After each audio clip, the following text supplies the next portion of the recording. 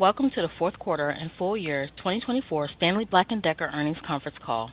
My name is Shannon, and I will be your operator for today's call. At this time, all participants are on a listen-only mode. Later, we will conduct a question-and-answer session. Please note that this conference is being recorded. I will now turn the call over to the Vice President of Investor Relations, Dennis Lange. Mr. Lange, you may begin. Thank you, Shannon. Good morning, everyone, and thanks for joining us for Stanley Black & Decker's 2024 fourth quarter and full year webcast. Here today, in addition to myself, is Don Allan, President and CEO, Chris Nelson, COO, EVP, and President of Tools & Outdoor, and Pat Hallinan, EVP and CFO. Our earnings release, which was issued earlier this morning, and a supplemental presentation, which we will refer to, are available on the IR section of our website. A replay of this morning's webcast will also be available beginning at 11 a.m. today. This morning, Don, Chris, and Pat will review our 2024 fourth quarter and full year results and various other matters, followed by a Q&A session. Consistent with prior webcasts, we are going to be sticking with just one question per caller. And, as we normally do, we will be making some forward-looking statements during the call based on our current views. Such statements are based on assumptions of future events that may not prove to be accurate, and as such, they involve risk and uncertainty. It's therefore possible that the actual results may materially differ from any forward-looking statements that we might make today. We direct you to the cautionary statements in the 8-K that we filed with our press release and our most recent 34 Act filing. Additionally, we may also reference non-GAAP financial measures during the call. For applicable reconciliations to the related GAAP financial measure and additional information, please refer to the appendix of the supplemental presentation and the corresponding press release, which are available on our website under the IR section. I'll now turn the call over to our President and CEO, Don Allan. Thank you, Dennis, and good morning, everyone. I know many of you are ready to dig into 2025, but it's important to first mark the significant progress we achieved in 2024. We successfully advanced each of our key focus areas during 2024 by delivering continued gross margin expansion, solid free cash flow generation, and a stronger balance sheet, all while making new investments aimed at driving sustainable market share growth. The progress we achieved was notable in the face of a mixed macroeconomic backdrop and is a testament to our team's relentless pursuit of our vision created 2.5 years ago. Together, the leadership team and I are revitalizing the organization to be centered around our brands and end users, and we are reshaping the cost structure to be more efficient in the back office processes while investing in areas close to our end users and channel customers to drive sustainable share gain. The positive impact on our performance thus far is clear. In 2024, we overcame a soft consumer and DIY environment to deliver full-year revenues of $15.4 billion, which was flat on an organic basis versus many markets that retracted, especially in the back half of the year. We are encouraged by the growth and share gain progression in DeWalt, which grew mid-single digits organically in 2024, a sign that our investments and focus is translating into positive top-line momentum. Additionally, standout organic growth of 22% in aerospace fastening also contributed to our overall revenue results. As we completed year 2 of our transformational journey, we are proud to have delivered on key financial milestones, including adjusted gross margin greater than 31% in the fourth quarter and 30% for the full year. The full-year margin expansion of 400 basis points was primarily driven by our reshaped supply chain and ongoing strategic initiatives. We see more opportunity ahead as we work to complete our transformational cost savings program in 2025 and push to our long-term target of greater than 35% adjusted gross margin. This significant progress related to stabilizing revenue and executing our cost transformational program while making ongoing growth investments resulted in full year 2024 adjusted EBITDA of $1.6 billion, with margin of 10.1%, which is an expansion of 290 basis points as compared to 2023. This EBITDA outcome translated into full-year adjusted earnings per share of $4.36, demonstrating significant growth over 2023 EPS. Our earnings growth and working capital efficiency improvements both contributed to free cash flow of approximately $750 million. This strong free cash flow generation, plus the proceeds from our infrastructure business divestiture, supported $1.1 billion of debt reduction in 2024 and solid progress towards achieving our leverage targets. Our strong execution in 2024 was the result of organizational alignment and focus, which helped us meet or exceed our goals. I want to thank our organization for the relentless focus and dedication to world-class service of our end users and channel customers while achieving these financial results. Our 2024 performance, in combination with the activation of our growth culture across the company, is setting a strong foundation for the next chapter of growth for Stanley Black & Decker. We are targeting over the midterm top-line organic growth of mid-single digits in a low single-digit market with adjusted gross margins of 35+%. We believe that by continuing to advance against these measures, it will contribute to successfully achieving the adjusted EBITDA target of $2.5 billion that we shared at our recent Capital Markets Day. Now, turning to performance in the fourth quarter. We delivered $3.7 billion of revenue, flat versus prior year, comprised of a solid 3% organic revenue growth, which was offset by a 2-point impact from the infrastructure business divestiture and a point of currency headwind. Our adjusted gross margin was 31.2%, up 140 basis points versus the fourth quarter of last year, mainly due to our global cost reduction program. These revenue and gross margin outcomes, net of our continued funding of growth investments designed to deliver future sustainable market share gains, resulted in adjusted EBITDA margin of 10.2%, which is up 80 basis points versus the prior year. This fourth quarter EBITDA result translated into adjusted earnings per share of $1.49 for the quarter. Our free cash flow was $565 million in the fourth quarter, an outstanding performance that continues to support our ongoing capital allocation priorities, namely organic investments, shareholder dividends, and debt reduction. Due to this weekend's announcement and ongoing shifts over the last 2 days, we decided to provide you our base case view for 2025, which excludes impacts of any tariffs and demonstrates our underlying earnings power. In addition, to help you size what we may have to navigate related to tariffs, we will provide cost of goods sold information based on country of origin for our U.S. businesses, which will allow all of you to correlate with the proposed policy the President announced over the weekend or how it evolves over the coming days or weeks.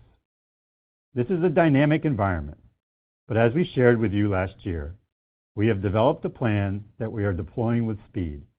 We believe we can mitigate tariffs with supply chain repositioning and price, but do not believe it is something that will throw us off our long-term growth and EBITDA aspirations. We've successfully navigated this before and have a new seasoned management team in place to enable success once again.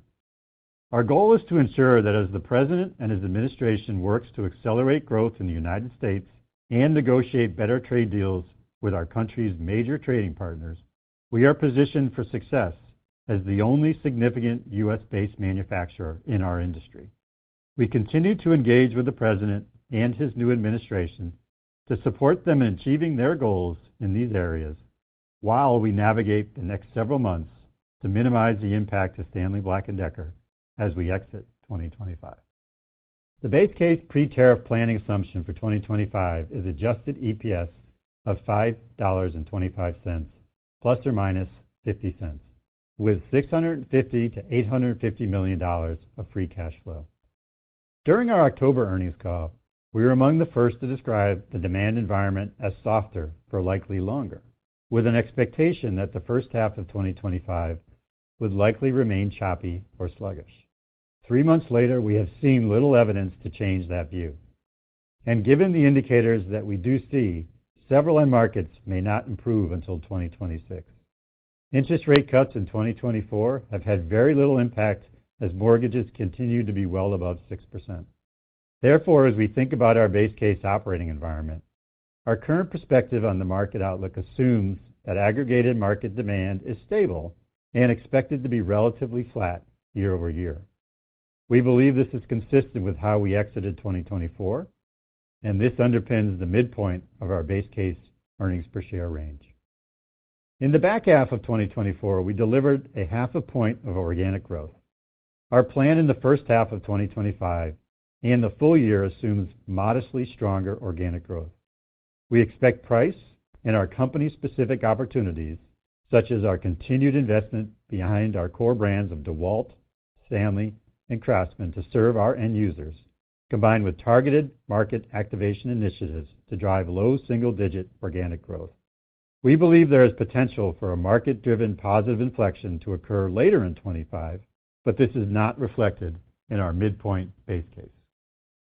Stepping back from the short-term horizon, the long-term market trends are very attractive, and the outlook for our industries remains incredibly positive.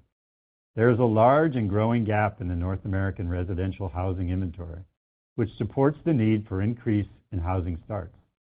In addition, existing home turnover remains at cyclically depressed levels. In fact, existing home sales in 2024 fell to their lowest level since 1995, which just magnifies this point. And with the average age of a U.S. house at roughly 40 years old, we believe homeowners will re-engage in an increased level of repair and renovation once interest rates decline to lower levels. As construction activity accelerates over the long term, the tradespeople that we serve will benefit, and they will need our tools to help get the job done. We serve labor-constrained industries, and our innovations are designed to deliver enhanced productivity with significant safety features. We are prudently investing across our portfolio to fuel end-user-inspired innovation and differentiated market activation designed to capture the share gain opportunities we anticipate in the near term and over the long-term horizon. We are funding new growth investments in the relatively healthy markets such as DeWalt Professional Tools to build upon its 7th consecutive quarter of growth and market share gain, while continuously striving for excellence with how we serve our end users and channel customers. In engineered fastening, we expect growth to again be led by aerospace, with OEM monthly build rates expected to step up year over year. 2025 projections for global industrial production are flat to positive, and the automotive outlook continues to be pressured. In summary, we do believe we can deliver organic revenue growth in 2025 through price increases and share gain in markets that will likely be relatively flat in aggregate. We are committed to continued long-term margin expansion driven by our supply chain transformation plan. Pat will share more detail on this in a moment, as well as contextualize our planning framework and tariffs. I want to thank our team members again for their dedication and a successful 2024. We remain committed to accelerating our growth culture with operational excellence at its core to position the company for sustainable success. I'm confident that we are equipped with the talent and experience to navigate whatever comes our way in 2025 and beyond. I will now pass it to Chris Nelson to review the business segment performance. Chris? Thank you, Don, and good morning, everyone. First, turning to the Tools and Outdoor operating performance. Fourth quarter revenue was approximately $3.2 billion, driven by 3% organic revenue growth versus prior year. DeWalt delivered its 7th consecutive quarter of organic growth, which was complemented by a solid holiday season. These two positive drivers were partially offset by the weak consumer and DIY backdrop. Fourth quarter adjusted segment margin was 10.2%, a 20 basis point improvement versus the fourth quarter 2023. We continue to leverage the supply chain transformation savings to deliver margin expansion while funding incremental growth investments. Growth was broad-based across the segment, and all of our Tools and Outdoor product lines grew organically in the fourth quarter. Organic growth for power tools was 5% in the quarter, with new innovations, pro-driven momentum, and solid promotional activity offset by pressure from the soft DIY demand backdrop. Hand tools grew 2% organically. This performance was supported by new product listings, notably DeWalt Tough System 2.0 DXL modular workstation, which provides pros a solution that can be customized for optimal user productivity. Outdoor posted 3% organic growth in the quarter, supported by positive performance from the independent dealer channel, as well as continued momentum with handheld battery offerings. We believe that our customers have right-sized inventory levels exiting 2024, which should set up shipments to match demand in 2025.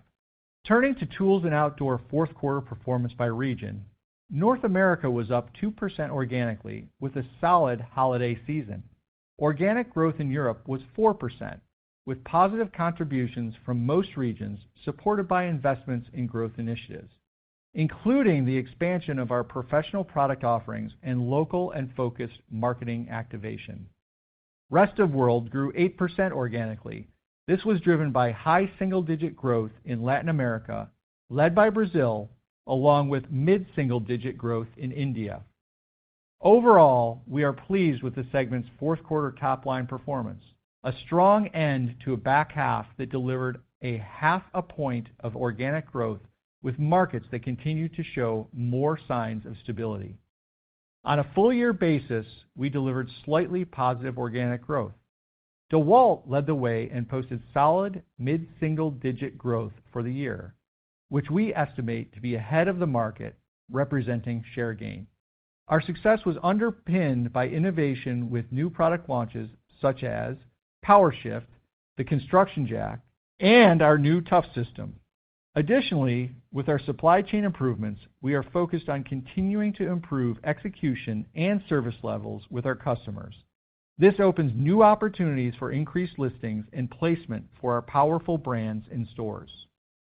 Full-year adjusted segment margin expanded by 350 basis points to 10.1%, which is a substantial improvement versus prior year, primarily driven by the supply chain transformation initiatives. Now, moving to Industrial. Fourth quarter revenue declined 15% on a reported basis versus the prior year, which was nearly all attributable to the infrastructure business divestiture. Organic revenue was flat, with 2 points of price offset by a 2-point volume decline due to automotive market softness. The automotive business experienced a high single-digit organic decline as OEMs reduced light vehicle production schedules and tightened CapEx spending. The aerospace business posted organic growth in the mid-teens, supported by new content wins and a strong booking rate. Industrial fasteners' organic growth was up high single digits. The Industrial adjusted segment margin rate was 10.7% in the quarter, a moderate contraction versus prior year due to the impact of automotive market softness on volumes. For the full year, we delivered 2% organic growth in engineered fastening. Total Industrial adjusted segment margin expanded 70 basis points to 12.5%. This margin expansion was driven by the price realization and cost productivity we generated throughout the year. I would like to acknowledge both the Tools and Outdoor and Industrial teams for their focused efforts and solid execution in 2024 against a mixed macroeconomic backdrop, and thank the teams for positioning us well as we work through the final innings of the transformation. Moving to the next slide, I'd like to share more about how we are operationalizing our strategy of thoughtfully and aggressively prioritizing resources to accelerate growth in Tools and Outdoor. Our brand-centered teams studied the category trends in the marketplace to prioritize investments in the fastest-growing user segments. We continue to cultivate deep connections with those end users to gain a well-informed understanding of unique trade and application-based needs, which helps us to prioritize the most impactful innovations in our robust product and technology pipeline. At the same time, our centralized engineering organization is focused on standardizing innovation processes and implementing a platform approach to design, with the eye towards improving our speed, cost, and effectiveness. As we shared at our Capital Markets Day, we believe platforming can be a major unlock as we leverage the benefit of common components to reduce complexity while continuing to deliver on our traditional strength of purpose-built innovation. The result is innovative new products developed with speed and at the best cost, solutions that address specific challenges of the priority trade groups. We have multiple examples of this, but today I'm going to highlight carpentry. For the last century, and still today, sweat equity has been at the core of our respect for the carpentry trade. Our DeWalt Carpentry Total Solutions offer tools that can keep pros productive in every phase of a job with confidence in every application. With that in mind, we are developing end-to-end solutions to deliver a best-in-class user experience with features to make carpenters as efficient and effective as possible. We provide tailored solutions for demanding applications, from framing to building and installing custom cabinetry to molding trim for baseboards, windows, and doors. A few new powerful additions to highlight from the expanded lineup of next-generation 20-volt Max XR tools include the 3-speed hammer drill. This is our most powerful 20-volt Max hammer drill, which is equipped with the anti-rotation system, a perform and protect safety feature that shuts the tool down if rotational motion is excessive. We've also highlighted our new 1/4-inch quiet hydraulic impact driver. This is the industry's highest-rated max torque hydraulic impact driver. It features quieter operation for volume-sensitive environments and an advanced hydraulic mechanism for consistent performance in tight or tough conditions. We believe concentrating investments behind our core brands and priority trade groups will help us to deliver consistent, profitable share gain in an attractive and growing market. We expect our efforts to again outperform the market this year. We have what it takes to win and are moving with a sense of urgency to accelerate our organic growth trajectory to step up and consistently deliver 200 to 300 basis points of growth above the market over the midterm. Thank you very much, and I'll now pass the call over to Pat Hallinan. Thanks, Chris, and good morning. As you've heard from us throughout this past year, we made meaningful progress on our transformation journey in 2024. I will now highlight the financial accomplishments achieved during the fourth quarter and then detail how we plan to continue towards our cost savings and margin targets to complete our strategic transformation and pivot to accelerated growth and continual margin expansion. In the fourth quarter, we achieved approximately $110 million of pre-tax run rate cost savings. For 2024 in total, we generated approximately $500 million of pre-tax run rate cost savings. This result is in line with the framework we set both at the outset of the transformation and in the beginning of the year, despite continued volume headwinds. This brings our aggregate savings to approximately $1.5 billion since the program's inception. Of the $1.5 billion, approximately $1 billion has come from the supply chain transformation, with material productivity and operations excellence driving approximately 75% of these savings captured to date. Our 2024 and program-to-date performance demonstrates strong execution by our teams. We've achieved sequential adjusted gross margin improvement over each half-year period for the last 2 years. I would like to commend my colleagues across the organization for diligently continuing to pursue the cost reduction goals of our transformation. We continue to target $2 billion of pre-tax run rate cost savings by the end of 2025 as we complete the transformation. Of the $2 billion, we expect $1.5 billion to be delivered through our 4 core supply chain transformation initiatives of material productivity, operations excellence, footprint actions, and complexity reduction. We are activating a robust pipeline of savings initiatives to support our expected gross margin expansion momentum. Overall, we remain confident in our ability to achieve our target of 35% plus adjusted gross margin. Moving to the next slide. We had a strong finish to the year as we continue to make progress on 2 of our most important focus areas, cash generation and gross margin expansion. We generated $565 million of free cash flow in the fourth quarter, bringing 2024 free cash flow generation to just over $750 million, which was near the top end of our initial 2024 guidance range of $600 to $800 million. Our solid operational performance, along with the proceeds from the infrastructure divestiture, helped fund our dividend and reduce debt by $1.1 billion. Drivers of 2024 free cash flow were year-over-year growth in cash earnings driven by operational improvements, along with over $300 million of working capital benefit. Before year-end, we made the strategic decision to invest in roughly $200 million of strategic inventory to buffer the potential impact of changes to the operating environment. Overall, it is encouraging to see higher earnings as a result of operational improvements become a predominant driver of free cash flow, as these profitability enhancements are sustainable to our future free cash flow. Regarding capital allocation, in the near and medium term, our priorities are to fund the transformation and our acceleration of organic growth to support our long-standing dividend and to reduce debt. We remain committed to maintaining a solid investment-grade credit rating.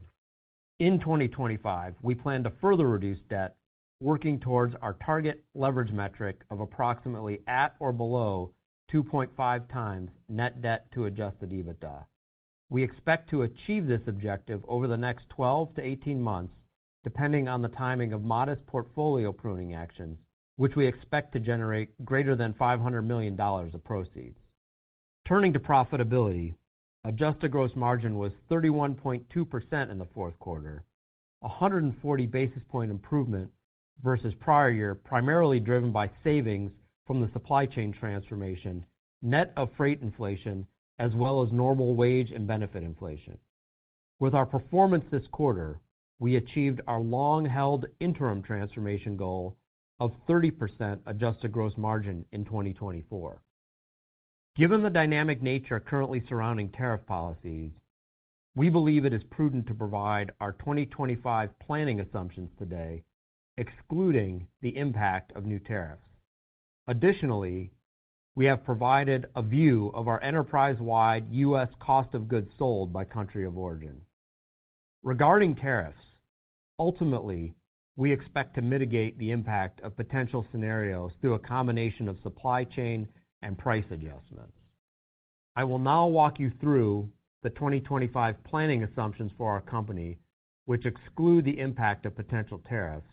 I will then conclude by sharing our general approach to potential tariff mitigation.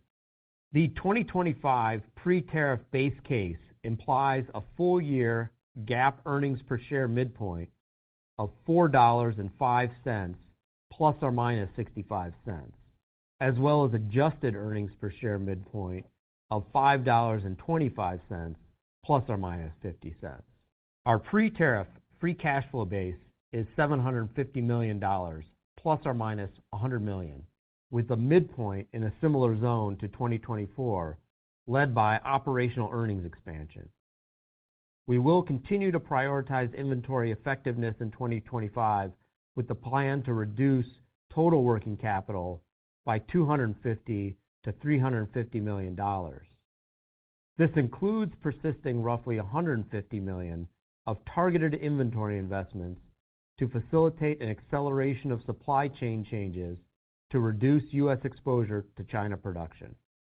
Our 2025 outlook for capital expenditures is $350 to $400 million, approximately 2.5% of sales. We expect first quarter free cash flow to be an outflow consistent with typical historic working capital trends. This base case calls for earning expansion in 2025 through organic growth from modest share gains and price increases in response to currency headwinds, combined with supply chain cost structure improvements that are primarily in our control. We are planning for the first half 2025 aggregate market demand to remain muted at relatively stable levels compared to the second half of 2024, with the potential for a positive inflection later in the year. At our midpoint, we are expecting approximately 1% to 2% organic growth in the front half, compared to approximately half a point of growth in the second half of 2024. This assumes modest share gain and easier comps against 2024 channel inventory reductions. The back half is expected to be modestly stronger, supported in part by the price increases we are implementing in response to currency. The underlying demand assumptions are for a continuation of relative strength for professional tools as well as aerospace and industrial fastening. This is accompanied by an expectation for the presently soft automotive, consumer, and DIY demand trends to persist, with the potential to inflect positive in the middle of 2025. These assumptions underpin our full-year plan for total company reported revenue to be relatively flat year over year, with organic revenue growth roughly offsetting headwinds from currency and the final quarter of the infrastructure divestiture. Organic revenue growth is planned to be up just over 2% at the midpoint, outpacing the overall market, supported by targeted share gains in our businesses and modest pricing to offset currency pressure. Our planning range contemplates plus or minus 150 basis points of volume growth, with the variances driven by market demand. Tools and Outdoor organic revenue growth is expected to be in the low single digits at the midpoint, supported by the same organic factors as the total company. Volume growth will be fueled by strategic investments focused on our core brands and directed towards pro-led and industry-leading innovation, as well as local and focused market activation with additional field resources and targeted marketing initiatives. Industrial organic revenue is expected to be in the low single digits, primarily driven by an aerospace market recovery, as well as market outperformance in industrial fasteners, driven by investments in end market penetration. The automotive outlook, which is tied to light vehicle production, is muted, and as such, we are planning for this business to be negative in 2025, while prioritizing regions with share gain opportunities. From a reporting perspective, in 2025, we are shifting a small storage business from industrial into the Tools and Outdoor segment. We will disclose the impact of this change on a quarterly basis, and it will not be included in either segment's reported organic growth. Our transformation program will be a positive contributor to adjusted gross margin again in 2025, and we will invest a portion of those savings for long-term organic growth and share gain. This year, we plan to invest an incremental $100 million to further advance our robust innovation pipeline and fuel market activation aimed to improve brand health and accelerate organic growth. Our planning expectation is that SG&A as a percentage of sales in 2025 remains around 22%. We will manage SG&A thoughtfully with the intent to preserve the investments designed to position the business for long-term growth. Turning to profitability, we expect total company adjusted EBITDA margin to improve for the full year, supported by top-line expansion and the benefits of the supply chain transformation program, with a neutral input cost outlook for 2025. Currency represents a $100 million headwind to profit based on the midpoint of January rates. A subset of this, approximately $40 million, is a transactional headwind to gross margin and is expected to be fully covered by price this year. We are implementing price with speed, but expect a slight net headwind in the front half of 2025. Segment margin in Tools and Outdoor is planned to be up year over year, also driven by low single-digit growth and continued momentum from our ongoing strategic transformation. The Industrial segment is expected to decline versus prior year as volume growth and operating improvement are offset by the mixed pressures from automotive. Turning to other 2025 pre-tariff assumptions, GAAP earnings include pre-tax, non-GAAP adjustments ranging from $195 to $260 million, largely related to the supply chain transformation program, with approximately 25% expected to be non-cash footprint rationalization costs. Our adjusted tax rate is expected to step up in 2025 to 15%, with the first two quarters consistent with the first half rates experienced last year at around 30%. Other 2025 modeling assumptions are noted on the slide. We expect the first quarter adjusted earnings per share to be approximately 12% to 13% of the $5.25 planning assumption, underpinned by total company organic sales growth that is expected to be low single digits. The range around the quarter is likely greater than normal given potential tariffs might change first quarter ordering behavior. The EPS in the quarter is impacted by the tax profile discussed earlier. Adjusted first quarter EBITDA is expected to be roughly 20% of our full year expectation in this planning assumption, relatively consistent with pre-pandemic history. Which brings me to the impacts that are possible if tariffs are enacted and persist. We previously disclosed Tools and Outdoor U.S. manufacturing footprint details in late 2024.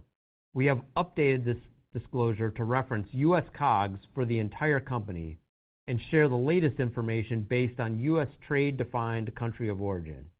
Our latest view of China is lower, at $900 million to $1 billion of imports into the United States, and we continue to work to reduce this exposure.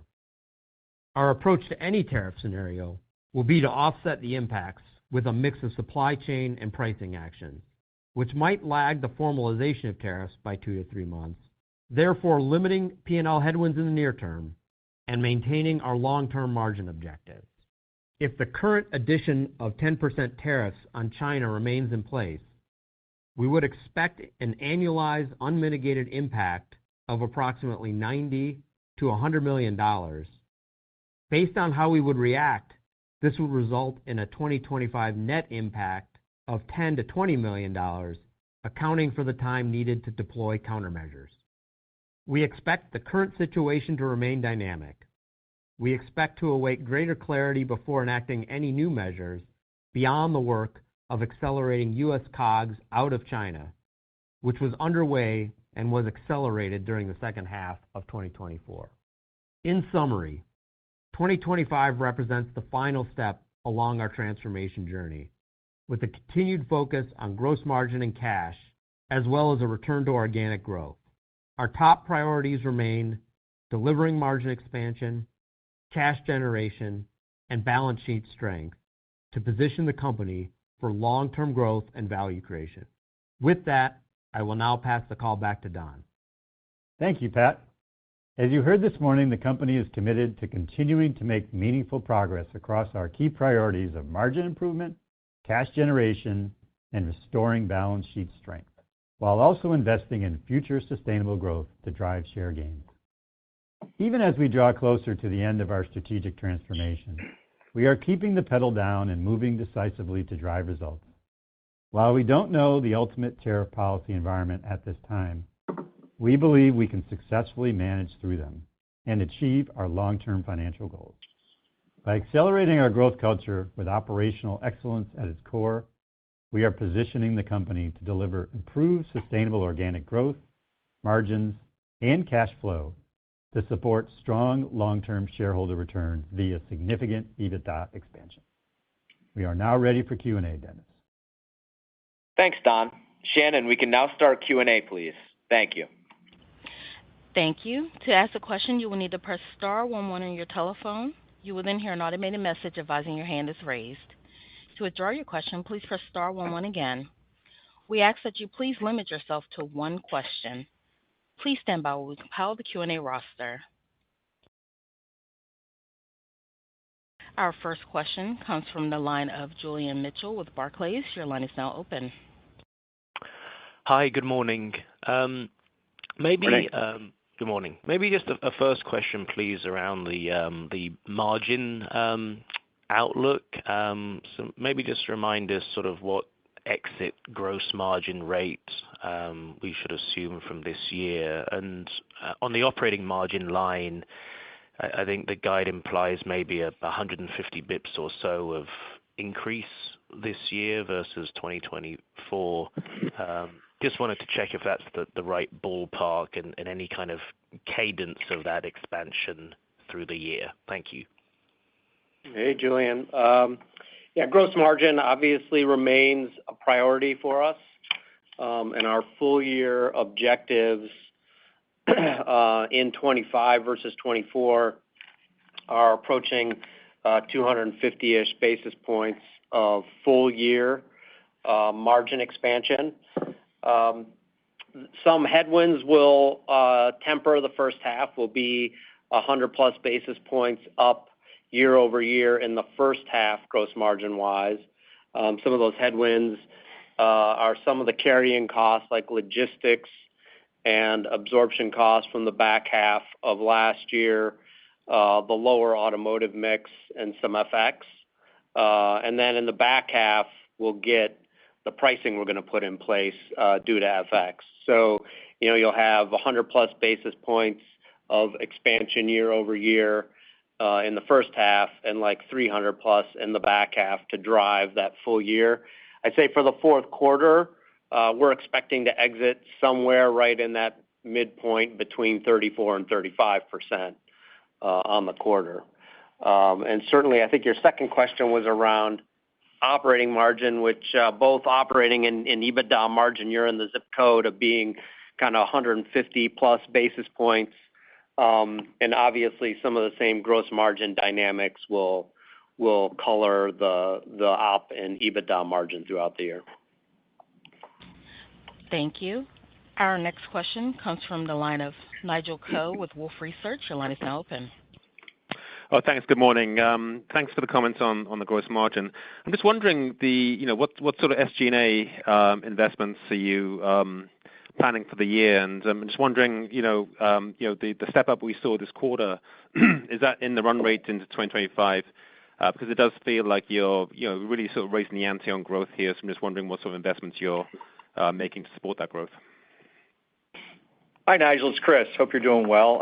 I'll start out and then pass it over to Pat. But specifically where we're looking to invest and where we are continuing to invest is we've focused more on our core brands starting last year. Is first and foremost in making sure that we really drive outsized investment towards the professional, in making sure that we have our pipeline of innovations really targeted towards that end user, and making sure that we're accelerating product launches to make that end user safer and more productive on the job site. That's kind of job number one. And then, as we've talked about in the past couple of announcements, has been really focusing on making sure that we're putting local market activation resources in the field.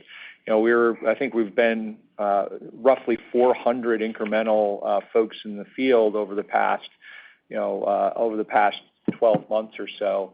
And that is making sure that we can, obviously, in areas that we are underpenetrated, we can look to drive the market share growth that we see as an opportunity, not only in our largest market in the U.S., but obviously we're looking at some other developing markets, specifically in EMEA. And then lastly, we are as we focus on those core brands of DeWalt, Stanley, and Craftsman, we are investing incremental dollars into driving that brand health through increased promotion as well as advertising dollars there to really help drive those as our core brands moving forward. As far as the actual math on the run rates, I'll turn that over to Pat. Yeah, Nigel, for the full year, we would expect SG&A as a percentage of net sales to be around 22%, maybe a little bit shy of exactly that amount. And, any given quarter, kind of bouncing around 22 to 21%, I think mostly around 22. You could just, with the normal seasonal sales surge of the second quarter, see it get closer to 21 in the second quarter. But that has more to do with the seasonality of sales than a real meaningful change in investment cadence throughout the quarter. You're going to be closer to 22% quarter in, quarter out. Thank you. Our next question comes from the line of Tim Wojs with Baird. Your line is now open. Hey, everybody. Good morning. Thanks for the time. I guess as you think about share gains, and kind of furthering share gains in 2025 and targeting low single-digit organic growth in tools, could you just maybe discuss the puts and takes to that? And I guess really what I'm wondering is how much of it is really accelerating and investing in DeWalt growth and maybe seeing acceleration from that mid-single-digit growth you posted in 2025 versus maybe seeing some of the non-DEWALT businesses kind of getting back to market growth rates? Hey, Tim, this is Chris. I'll jump on that one. First, I would say that absolutely, we have seen nice progress in DEWALT over the past 7 quarters, as we noted earlier, and we are certainly, as we look at emphasizing the professional, we are going to continue to build on that success and look for continued acceleration in the DEWALT brands.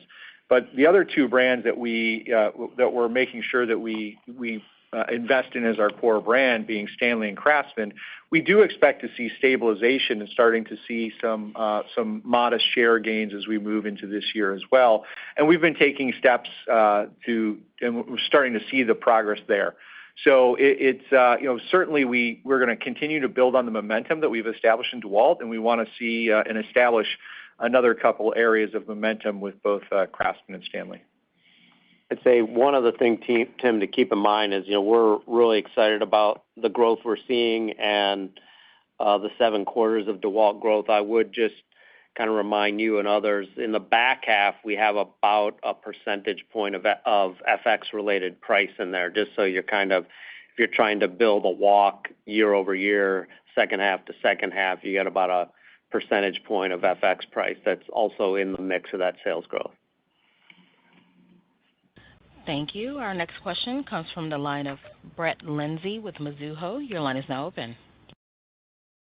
Hey, good morning, all. Appreciate all the details on the tariffs. I know it's a fluid situation, but as it relates to the $10 to $20 million net impact for 25, can you just dimension how much of the offsetting actions are price mitigation versus the supply chain reconfiguration?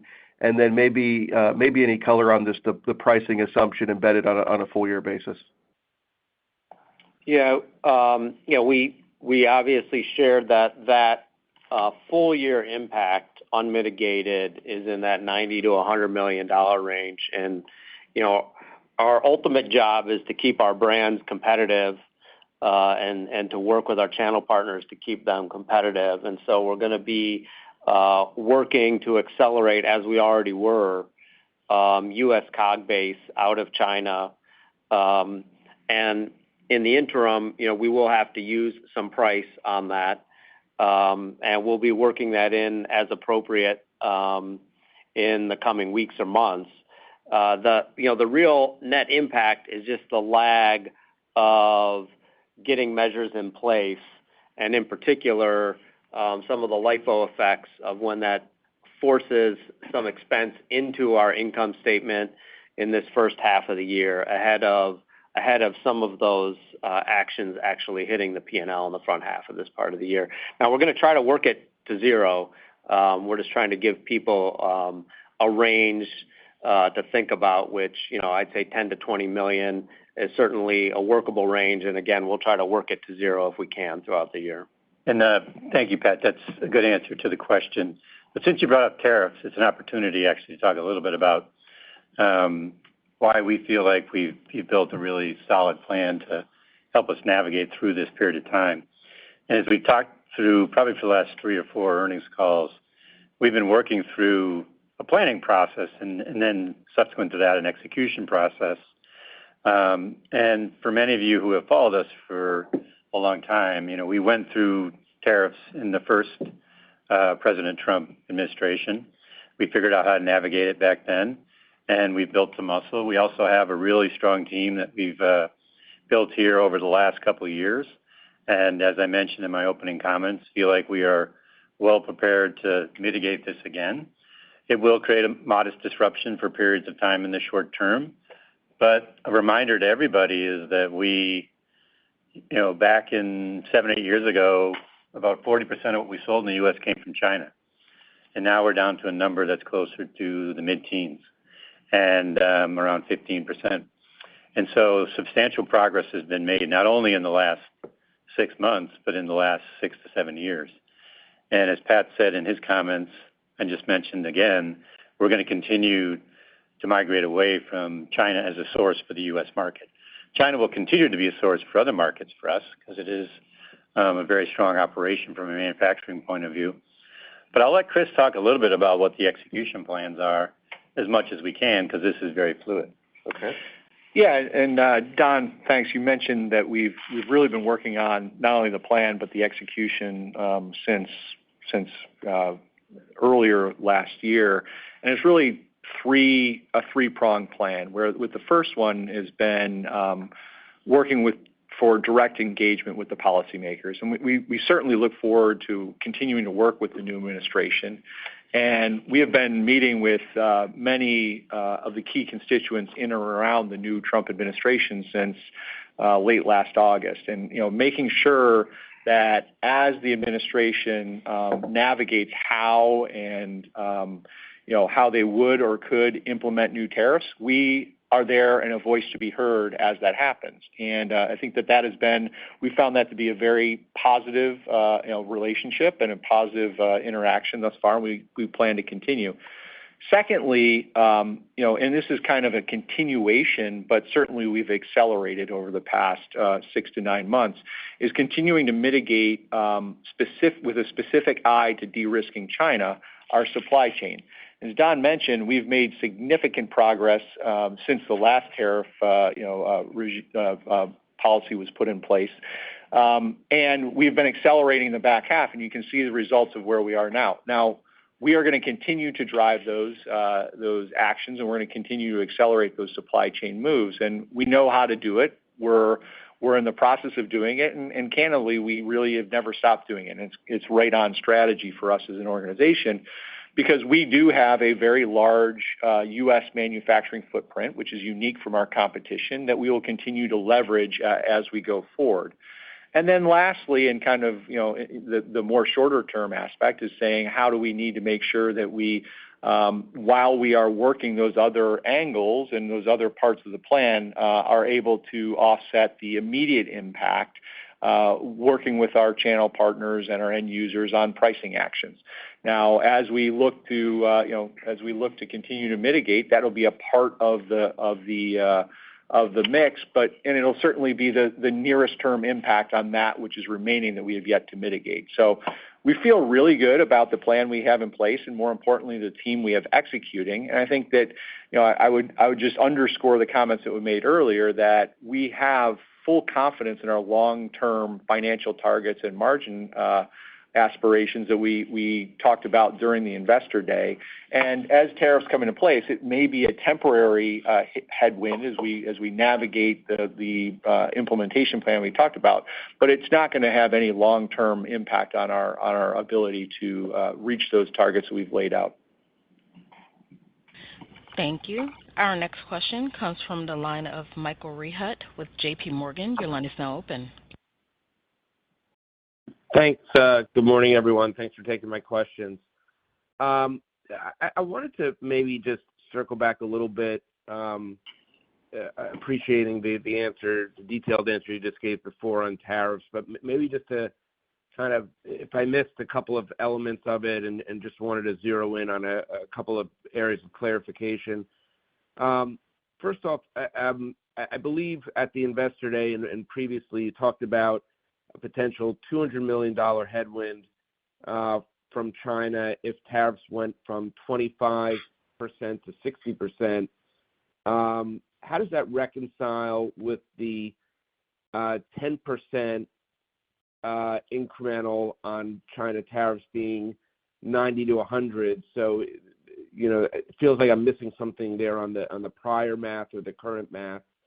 And also just to confirm in terms of the plan to mitigate, I would think, and I appreciate the fact that maybe these components are a little fluid, but I would think that in 2025 it would be primarily done through price and, at the same time setting up actions maybe for 26 to have any benefits from supply chain changes, if that's the right way to think about it. And if there's also any similar types of thoughts around your exposure to Mexico, if those tariffs do come down the line, also if there are any similar plans in place. Yeah, well, I'll start. So I think Chris did a very good job articulating our plan around tariffs. And yes, as you said, the first steps will be around price. There will be obviously delays associated with that because we have to work with our customers to get these types of things in place. We also have to see if this situation settles down. It's still very fluid right now. And so those are all factors that we'll consider. In the meantime, as Chris said, we are continuing to move forward in our supply chain mitigation actions. If anything, we're accelerating them even faster than we were in the back half of last year. And so we will continue to move quickly to make permanent fixes versus just, pricing fixes. And so there's things that we'll continue to focus our energy on, and we feel like we have a very good plan to address this, as both he and I mentioned. Mexico, you can see from the pie chart what the number is, and so it's a guess as to where that might go, but you can do the math yourself on that particular one. And I'll have Pat answer the question on the $200 million versus this current scenario. Yeah. Thanks, Don. And I'd start just with echoing what Chris was communicating is, we're focused on our long-term margin objectives. And so everything we're doing in addressing the tariff situation is to keep ourselves on the appropriate margin trajectory so we can invest in innovation and brand building and field support. And so that's, what underpins all of this, Mike.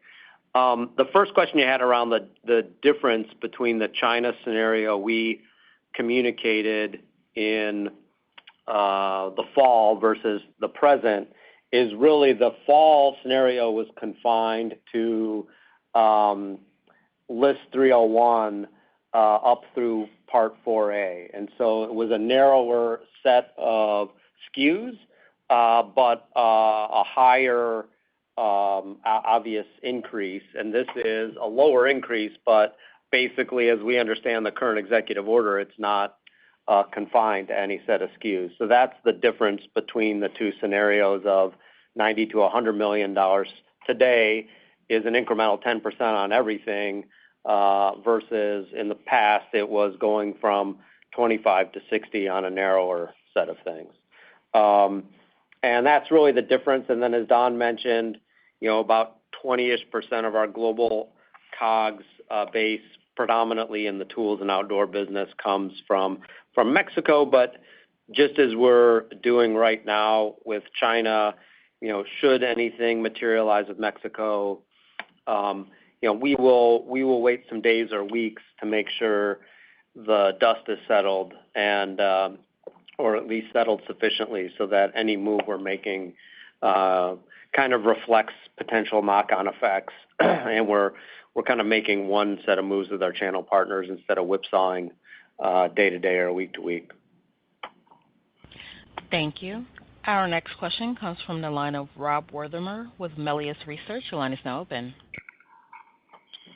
Yeah, hi, good morning. And just you guys have covered tariffs pretty well. And just to switch away for a minute, I wanted to ask about the composition of core growth and tools of core growth, basically, where you had 2% North America, 8% rest of the world, 4% Europe. So kind of the opposite of what I would have guessed in some ways.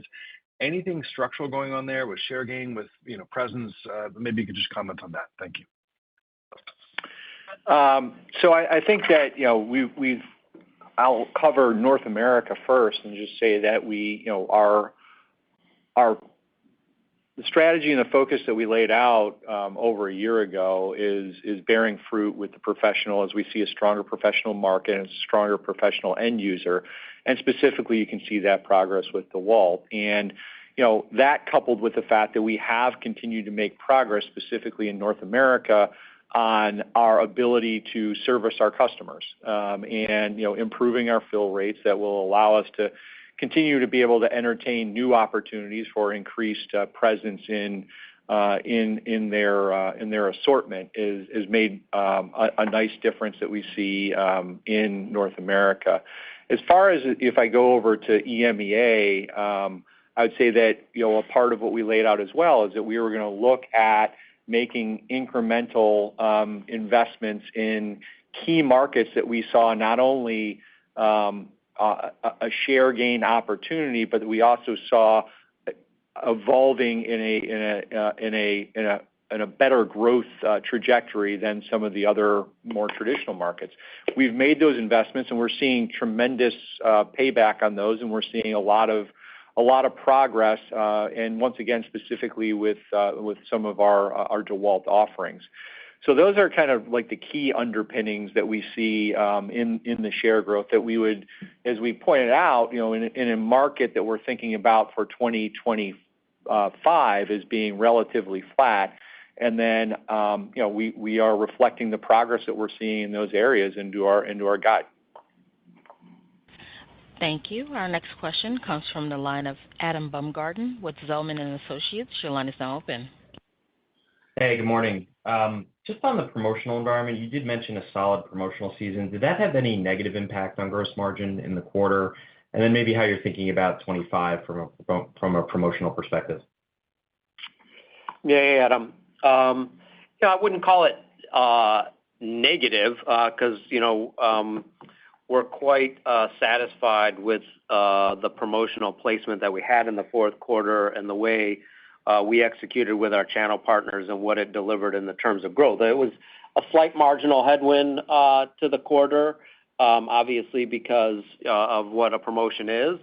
But I would say that 24 was a year where like at the end of 23 we were getting very much back towards our traditional promotional cadence. 24 was probably the first full year where we had both the supply chain and the calendarization back at the level we would expect to persist. And so I think it played a great role in making for a strong fourth quarter for us. And on the margin, it was a bit of a gross margin headwind, but I would say that things like automotive mix were a bit more of a headwind in the quarter than promotion. But Chris, anything you would add on the promotional? The only thing I would add to that as well, it does manifest itself with a very modest price impact in the quarter that we talked about.